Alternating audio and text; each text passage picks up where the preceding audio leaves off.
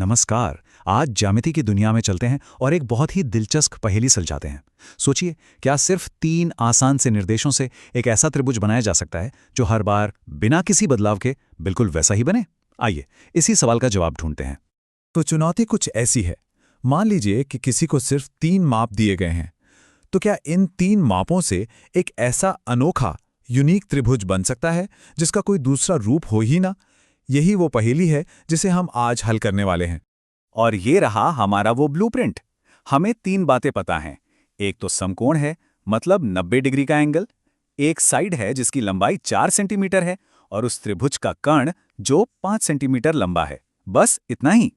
बातें बहुत हो गईं, अब इसे बनाकर देखते हैं। चलिए इन निर्देशों को एक एक करके इस्तेमाल करते हैं और देखते हैं कि आखिर बनता क्या है।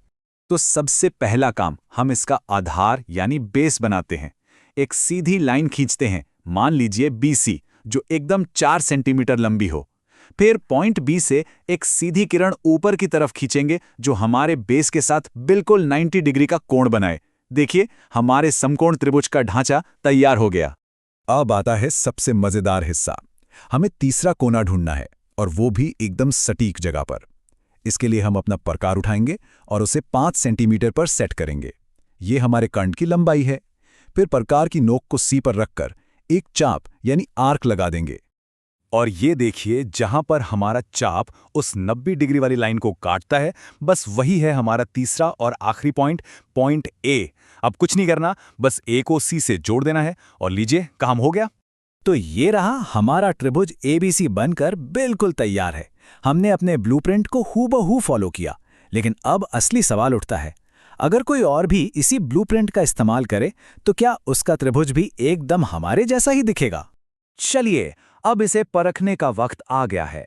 हमें ये जानना है कि ये जो ब्लूप्रिंट है, क्या ये हर बार एक ही जैसा त्रिभुज बनाने की गारंटी देता है, या फिर इसमें कुछ अलग बनने की गुंजाइश भी है?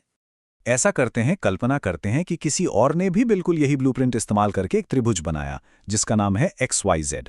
उसके पास भी सब कुछ वही है, एक 90 डिग्री का कोण, एक 4 सेंटीमीटर की साइड और एक 5 सेंटीमीटर का कर्ण। क्या उसका त्रिभुज हमारे त्रिभुज का जुड़वा होगा? इसे जांचने का एक बहुत सीधा साधा तरीका है। इसे हम ट्रेसिंग पेपर टेस्ट भी कह सकते हैं। अगर हम अपने त्रिभुज ABC की नकल ट्रेसिंग पेपर पर बनाकर उसे काट लें और फिर उसे XYZ पर रखें, तो क्या होगा? क्या वो एक दूसरे को पूरी तरह से बिना किसी कोने के बाहर निकले ढक लेंगे? और जवाब है हाँ, बिल्कुल। त्रिभुज ABC त्रिभुज XYZ को पूरी तरह से ढक लेगा। ये एक परफेक्ट मैच है।